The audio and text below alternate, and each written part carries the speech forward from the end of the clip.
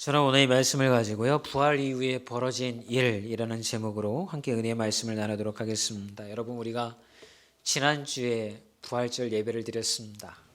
목장별로 음식도 아주 맛있게 준비를 해서 너무 굉장히 풍성한 그런 시간을 보냈습니다. 근데 부활절 지난 지 이제 한 주밖에 지나지 않았습니다. 그런데 부활절이 굉장히 오래전 일인 것 같죠. 여러분, 한 주간 동안 부활의 축제를 여러분이 보내신 다음에 그래, 예수님이 부활하셨어, 너무 즐겁고 행복해, 이런 마음으로 한 주간을 보내셨나요? 아니면 언제 부활절을 지냈지? 도대체 부활절 예배가 언제였지? 가물가물 그런 마음의 상태이신지 모르겠어요.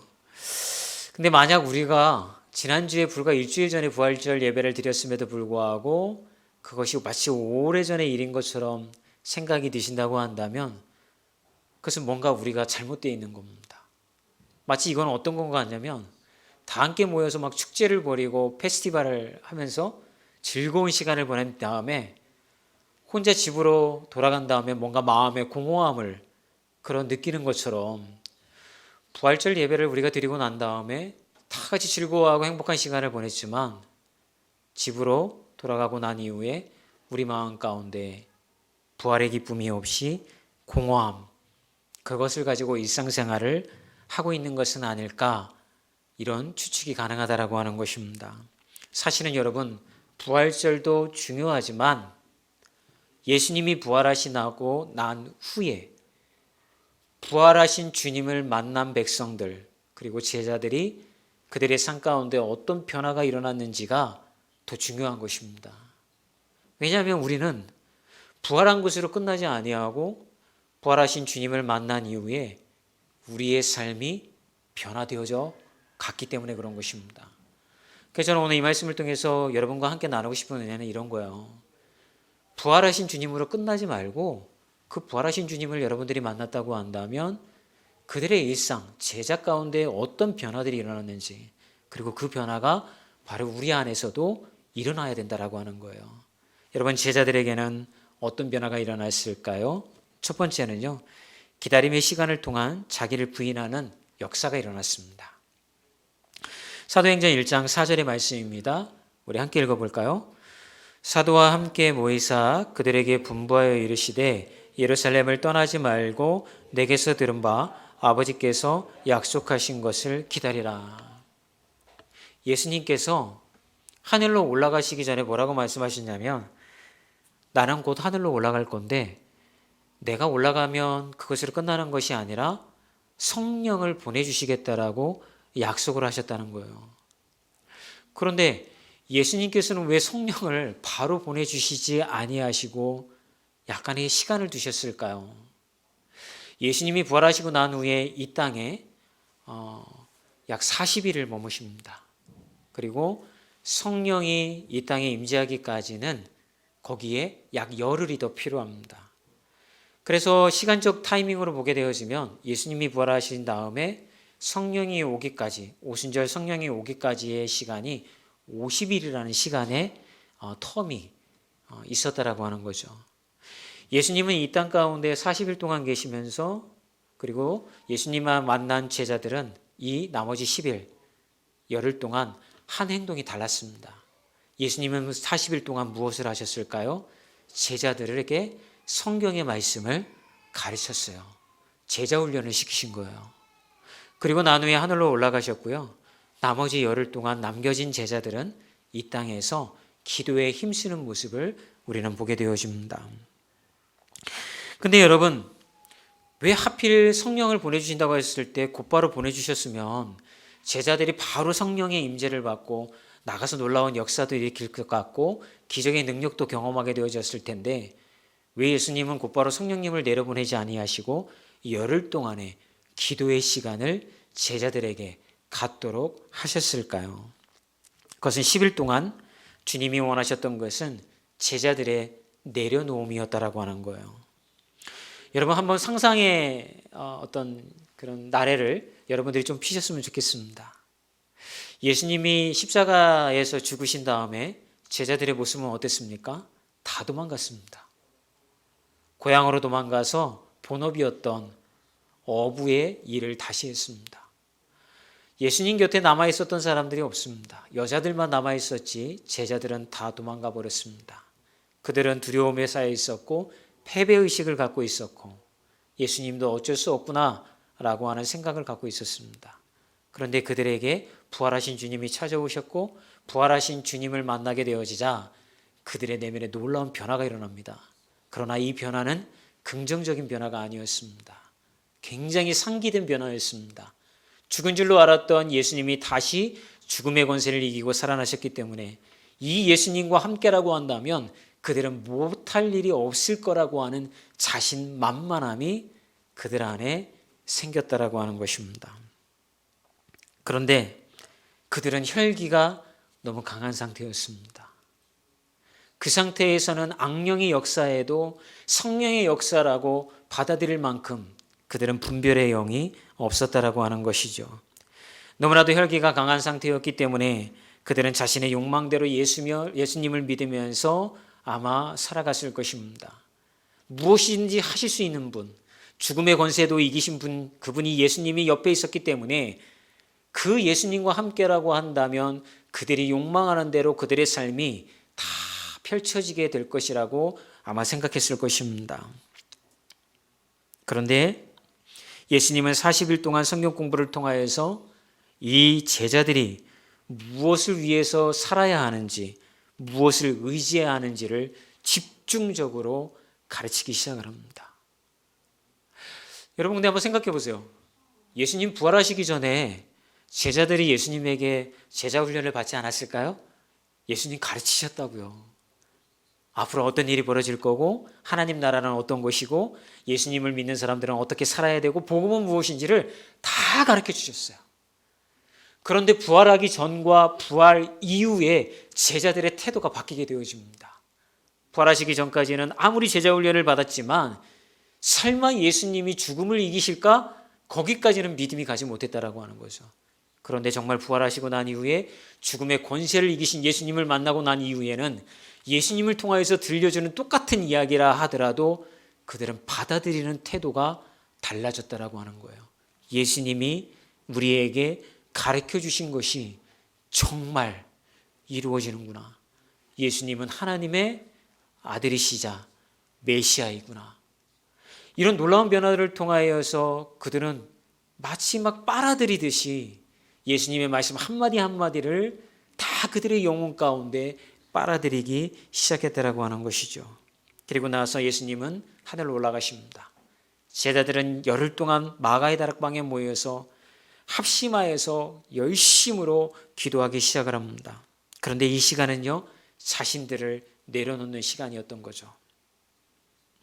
그들은 왜 성령님이 보내주신다고 했는데 보내주시지 않을까? 하나님이 우리를 통하여서 가르쳐 주신 말씀대로 주의 뜻을 이루면서 산다라고 하는 것이 어떤 뜻일까? 그들은 열흘 동안 함께 기도하면서 묻고 또 물었습니다. 이것을 묵상하면서 하나님의 뜻이 우리의 삶 가운데 어떻게 나타나야 하는지를 마치 사고국을 끓이는 솥단지처럼 계속해서 묵상하고 기도하며 자신들의 삶으로 예수님께서 가르쳐 주신 말씀을 계속해서 우려내고 있었던 것이죠. 그리고 그 기다림의 시간은 이러한 신앙적인 기도와 태도를 통하여서 차곡차곡 시간이 채워져 가고 있었습니다. 그리고 마침내 기다리는 시간을 통해서 그들은 한 가지를 깨닫게 되었습니다.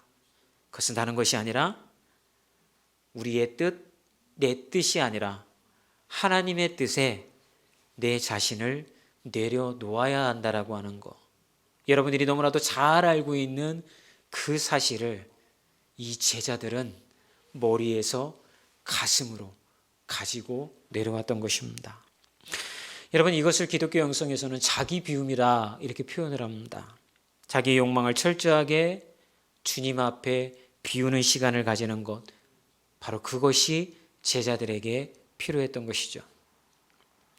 놀라운 건 이렇게 자기를 비우는 시간들을 통하여서 철저하게 자기 애와 싸우고 자기를 사랑했던 욕망을 내려놓으면서부터 성령의 임재가 나타나기 시작했다라고 하는 것입니다.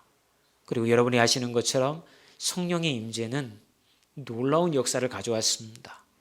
방언을 말하기 시작했고 안진뱅이를 일으켰고 기적의 역사가 이들을 통하여서 일어났다라고 하는 것이죠. 여러분, 부활하신 예수님을 여러분 믿으시죠? 아멘. 우리도 부활하신 예수님을 만났기 때문에 제자들처럼 기도의 시간을 갖고 하나님 앞에 기도합니다. 근데 기도의 내용을 보면 성령의 임재를 경험하기 전에 기도하였던 이 제자들의 기도의 내용과 우리의 기도는 굉장히 다른 것을 보게 되어집니다. 우리의 기도에는 어떤 내용으로 기도의 시간들이 채워지고 있나요? 내 삶에 대한 걱정, 미래에 대한 두려움, 자식에 대한 연민과 자식의 삶에 대한 걱정, 이런 것들을 가지고 우리는 주님 앞에 나와서 기도합니다. 그리고 주님, 내 평생에 걸쳐서 우리 자녀들의 삶 안에 고난이 없고 그들의 삶이 평탄해져서 잘 좀 살 수 있게 됐으면 좋겠습니다. 그걸 좀 이루어 주셨으면 좋겠습니다. 이런 기도를 합니다. 좀 더 적나라하게 이야기를 하면 주님, 돈 좀 많이 주시고 마음껏 누리며 인생을 좀 잘 살 수 있게 해주셨으면 좋겠습니다가 우리의 기도 내용이라고 하는 것이죠. 그러면 저는 여러분들에게 이렇게 말씀을 묻고 싶습니다. 만약 여러분들이 기도한 대로 주님이 다 응답하시면 여러분의 마음 가운데에 진정한 평안이 자리 잡을 수 있을까요? 정말 여러분들이 걱정과 근심하는 대로 그 필요를 하나님이 다 채워주셔서 정말 아무것도 물질이든 건강이든 자녀에 대한 것이든 걱정 안 하고 이렇게 살아간다고 한다면 정말 여러분의 마음에 하나님이 주시는 평안이 그렇게 자리 잡냐고 여러분에게 묻고 있는 것입니다. 성경은 그렇지 않다라고 우리에게 이야기해 줍니다. 말씀을 보겠습니다. 요한복음 15장 5절에서 7절의 말씀입니다. 함께 읽어볼까요? 나는 포도나무요 너희는 가지라. 그가 내 안에 내가 그 안에 거하면 사람이 열매를 많이 맺나니 나를 떠나서는 너희가 아무것도 할 수 없음이라. 사람이 내 안에 거하지 아니하면 가지처럼 밖에 버려져 마르나니 사람들이 그것을 모아다가 불에 던져 사르느니라. 너희가 내 안에 거하고 내 말이 너희 안에 거하면 무엇이든지 원하는 대로 구하라. 그리하면 이루리라. 여러분, 이 말씀을 예수님이 제자들에게 그리고 사람들에게 하신 이유는 다른 이유 때문에 이런 것이 하신 것이 아닙니다. 사람이 내 안에 거하지 아니하면 가지처럼 밖에 버려져 마른다라고 하는 표현은 여러분들이 예수님 안에서 그 여러분들을 내려놓고 주의 은혜를 구하지 아니하고 여러분의 욕망에 따라 끌려다니며 여러분의 욕망과 여러분의 욕심을 이루기 위해서 살아가다가 보면 여러분들이 마르게 되어진다. 영적으로 마르게 되어진다라고 예수님이 진단해 주시고 있는 것입니다. 그러면 우리가 성경에서 얘기하는 진정한 가치를 따라 살지 아니하고 여러분들이 기도로 채워가는 기도의 내용이나 예수님을 믿지 않는 세상 사람들이 그들의 삶에 원하는 것이나 별 다를 것이 없죠. 그죠? 그분들이 원하는 거나 우리가 원하는 거나 별 차이가 없습니다. 그죠? 그렇게 여러분들이 세상에서 이야기하는 것들로 그렇게 채워나가는 삶을 살게 되어지면 그것을 욕망하면서 살아가면 어떤 일들이 여러분의 삶에 벌어지게 되어지냐면 세상 사람들이 여러분들을 모아다가 마른 가지처럼 불태워버린다는 것입니다. 저는 이 말씀이 굉장히 두렵기도 하고 무섭기도 합니다. 성경의 말씀을 보게 되어지면 이스라엘 백성들이 하나님의 말씀대로 순종하지 아니하여서 그들이 고난을 당하게 되어집니다. 포로로 끌려가게 되어졌죠. 근데 그걸 어떻게 표현하냐면 하나님의 말씀을 준행하지 아니하니 그들이 수치를 당하도록 주님이 내버려 두셨다라고 표현하고 있습니다. 우리가 말씀대로 돌아가지 아니하면 세상에서 우리가 수치를 당하게 되어진다는 것입니다. 우리를 비웃고 우리를 조롱하고 예수 믿는 것이 아무것도 아니구나. 너는 예수 믿어서 네 평생에 복 받기를 원하는데 나는 예수 안 믿고도 세상 가운데 너희들이 원하는 모든 복을 다 내가 지금 가지고 살아가고 있는데 그럼에도 불구하고 내가 예수를 믿어야 할 이유가 무엇이냐라고 우리를 조롱하며 묻는다라고 하는 것입니다. 말씀을 계속해서 보면 예수님은 이런 말을 하십니다. 내 말이 너희 안에 거하면, 이란 말은 우리가 가진 모든 걱정과 근심을 말씀 안에 둘 때 그 말씀을 통하여서 내 자아를 내려놓고 내가 비워졌을 때에 내 안에서 주의 역사가 일어나고 우리의 인생을 통하여서 구하는 대로 하나님의 체험을 경험하게 되어진다라고 하는 것입니다. 여러분, 내 말이 너희 안에 거하면, 말씀 안에서 기도하는 기도는 그럼 어떻게 바뀌어지게 되어졌을까요? 여러분, 만약에 우리가 자녀를 위하여서 기도를 한다면 우리는 그전에는 이렇게 기도했을 것입니다. 주님, 우리 아이의 평생에 걸쳐서 부족함이 없게 해주시고 하나님의 필요를 다 채워주시어서 누리는 인생 되게 해주시고 이 아이가 승승장구하여서 세상에서도 인정받고 출세하여서 모든 사람들로부터 인정받는 아이, 그리고 가난을 떠나서 부한 인생이 되게 해주세요 라고 하는 게 말씀을 떠난 기도가 되어질 것입니다. 그런데 우리가 말씀 안에 거하게 되어지면 우리의 기도는 이렇게 달라지게 되어집니다. 주님, 분명 이 아이가 자라나게 되어졌을 때에 마음고생이 되어지든 삶에서 고난을 만나게 되어질 텐데 그때 이 아이가 예수님을 찾게 해주십시오. 그리고 예수님 앞으로 나와서 주님, 나의 삶의 주님이 아니시면 제가 이 고난과 어려움을 이겨낼 수 없사오니 나에게 힘을 허락하여 주시고 나와 동행하게 해주세요라고 기도하는 아이가 되게 해주십시오. 그럴 때 주님께서는 피할 수 없는 고난은 이겨낼 수 있는 힘을 주시고 피할 수 있는 고난은 피하도록 길을 내신다고 하셨사오니 이 아이의 평생의 인생 동안 주님이 주인 되셔서 그렇게 인도해 주십시오 라는 기도로 바뀌게 되어질 것입니다. 여러분, 우리는 바뀌어야 됩니다.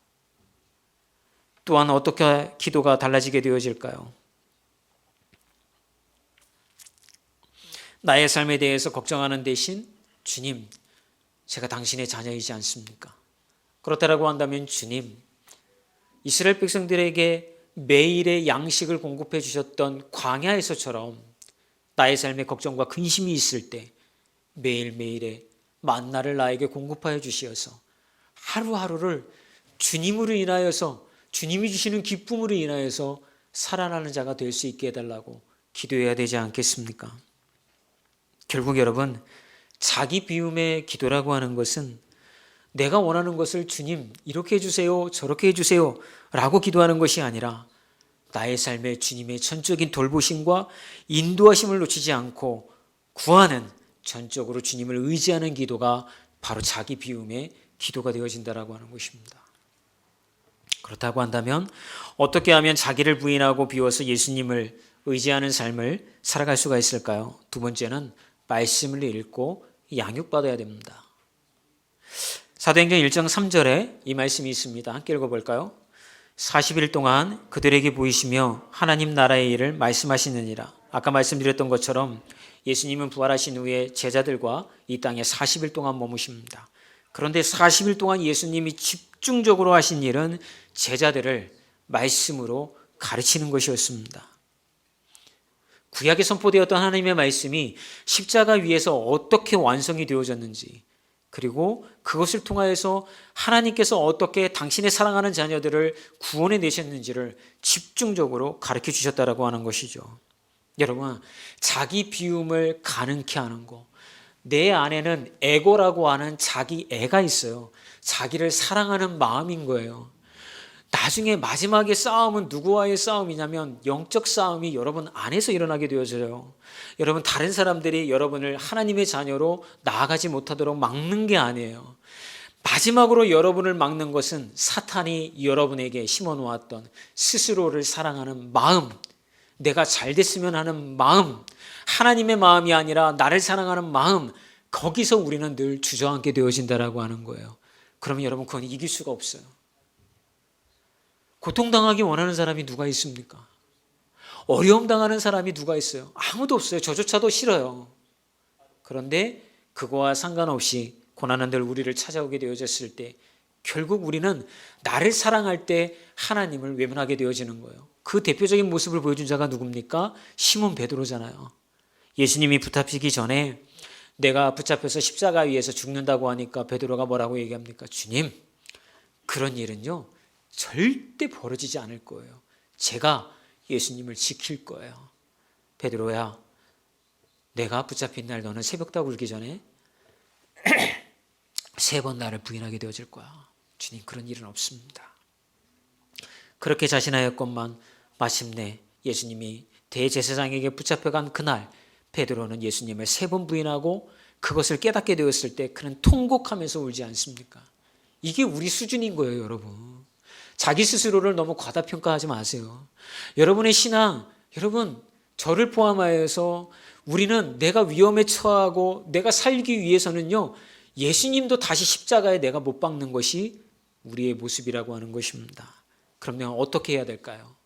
하나님의 말씀만이 우리를 이길 수 있는 능력이 되어진다는 것입니다. 여러분, 말씀을 믿고 싶어요. 말씀을 통하여서 자기를 이기고 싶어요. 그런데 문제는 뭡니까? 말씀이 믿어지지 않는다는 거예요. 우리 학생부에서 그렇게 얘기했다고 그래요. 구약에 홍해가 갈라지고 역사가 일어나고 이런 게 신화 같고 믿어지지 않는다, 그런 피드백이 있었다고 그래요. 여러분들도 마찬가지 않습니까? 솔직히 여러분 이 성경에 기록되어 있는 하나님의 놀라운 역사 이런 것들이 다 믿어지세요? 여러분들이 고난당하고 어려울 때 이스라엘 백성들을 하나님이 홍해를 가르치듯이 구원해내시고 요단강을 가르듯이 구원해내시고 여리고성이 무너지듯이 여러분들을 구원해내실까요? 안 믿어져요. 안 믿어져. 어떻게 해야 돼요? 그럼 그냥 무턱대고 믿어야 돼요? 아니요.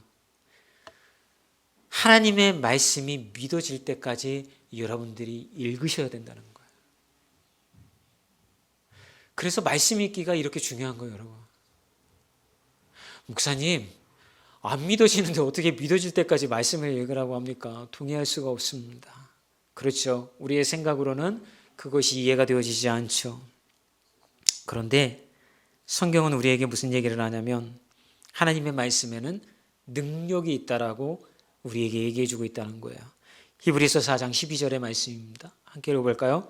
하나님의 말씀은 살아있고 활력이 있어 좌우의 날선 어떤 검보다도 예리하여 혼과 영과 및 관절과 골수를 찔러 쪼개기까지 하며 또 마음의 생각과 뜻을 판단하시나니. 하나님의 말씀이 살아있어요.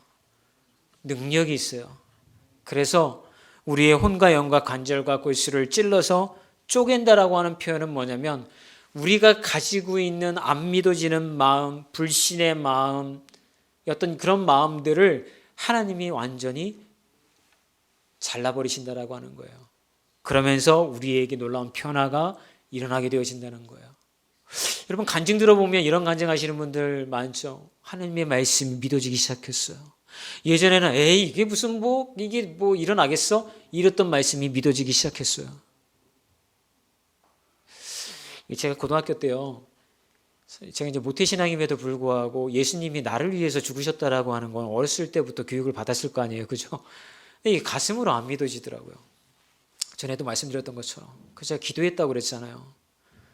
근데 말씀을 듣고 기도하는데 그게 머리에서 가슴으로 내려오고 믿어지기 시작하더라고요. 그러면서 제가 통곡을 하게 되는 거예요. 내가 뭐라고 주님이 나를 위해서 십자가에서 죽으셨을까? 너무 죄송하고 미안한 거예요. 참 놀랄만한 경험이지 않습니까? 그 경험을 여러분들이 다 하셨잖아요. 예수님이 여러분들을 위해서 죽으셨대요. 그 양반이 누군데 나를 위해 주고 나랑 무슨 관계인데. 그 양반을 믿기만 하면 하나님이 여러분들을 죄인으로 보지 아니하고 의인으로 보신대요. 그렇게 보지 않아도 나는 이 땅에서 잘 살고 있는데 왜 그렇게 보시는데. 죄인이라는 사실도 받아들일 수가 없는 거죠. 그런데 말씀을 통하여서 변화가 일어나는데 그 말씀이 믿어지기 시작하는 거죠. 우리 반 말씀에 대해서 능력이 있다는 것을 의심했을까요? 아니에요. 성경에 보면 하나님의 말씀이 그런 능력이 있다라는 것을 믿지 않고 의심한 대표적인 사람이 있어요. 선지자 에스겔입니다. 에스겔서 37장에 가면 에스겔이 환상 가운데 꿈을 꿔요. 그때는 하나님께서 에스겔을 데리고 한 골짜기로 가십니다. 골짜기에 가서 이렇게 내려다봤더니 그 골짜기에 사람들이 죽어가지고 다 말라 비틀어 뼈들만 잔뜩한 거예요. 하도 말라가지고 이제 다 메말아 버린 거죠. 거기를 보여주시는데 왜 하나님이 나를 여기를 끌고 와서 이걸 보여주실까? 에스겔이 이해가 되지 않는 거예요. 근데 갑자기 하나님께서 에스겔에게 이런 질문을 합니다. 37장 3절입니다. 함께 읽어볼까요? 시작.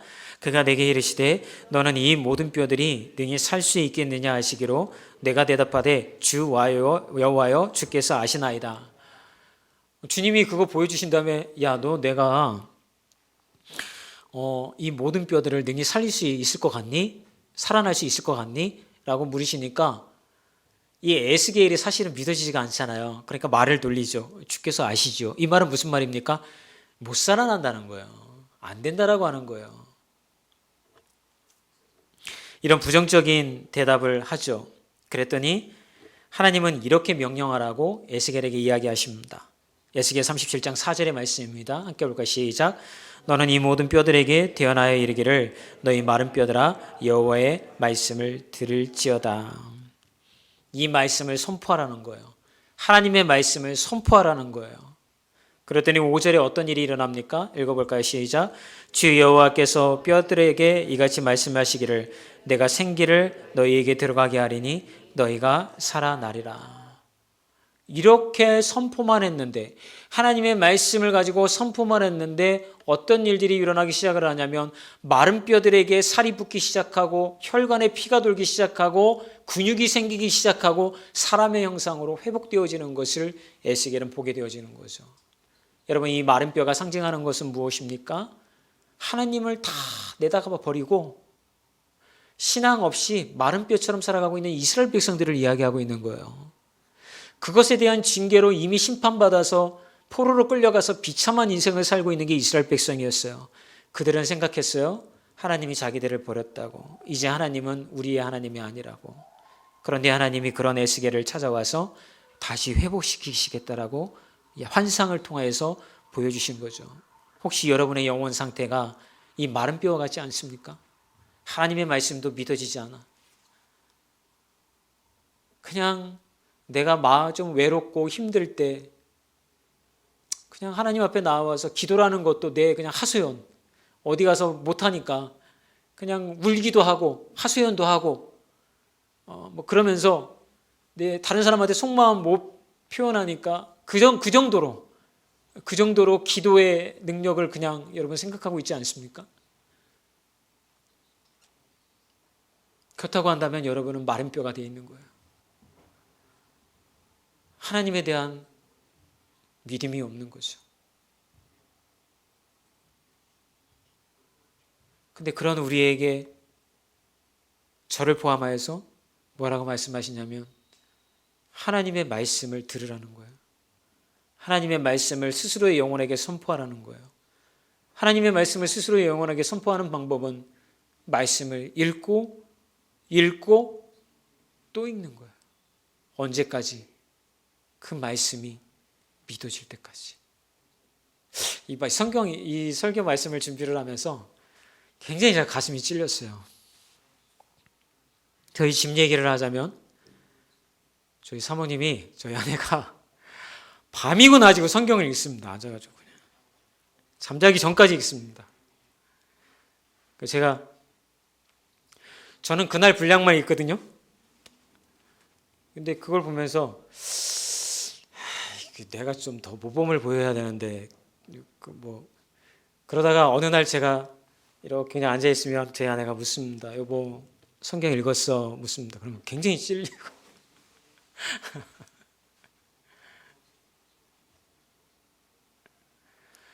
여러분, 하나님의 말씀이 능력이 있다고 우리에게 얘기해 주시잖아요. 그리고 그 능력은 우리를 변화시킨다고 하잖아요. 그러면 우리가 할 일은 딱 하나밖에 없는 거예요. 그 말씀을 읽고 또 읽는 거예요. 그래서 이 솥단지에 사골 넣고 곰국 우려내듯이 계속해서 우려내는 거예요. 우리 안에서. 언제까지? 그 말씀이 내게 흡수될 수 있을 때까지 계속 끓이는 거예요. 그러면 저는 이런 일이 일어난다고 생각해요. 여러분의 영혼이 바뀌면 여러분의 삶이 바뀌게 되어지고 성령의 임재를 통하여서 그들의 하는 말에 권세가 실리고 그들의 삶이 세상 가운데 빛과 같은 존재가 되었던 것처럼 여러분의 삶도 저를 포함하여서 그런 변화가 일어날 줄 믿습니다. 그래서 예수님이 제자들을 데려다 놓고 말씀을 가르친 거예요. 그거 없이 나아가서 병 고치고 기적을 일으키고 안진뱅이를 일으키면 어떤 일이 벌어지게 되어질까요? 자기만 높아져 가는 거예요. 말로는 이야기하겠죠. 부활하신 예수님이 나에게 이런 능력을 주었다고. 하지만 내면에서는요, 자기만 높아져 가고 있는 거죠.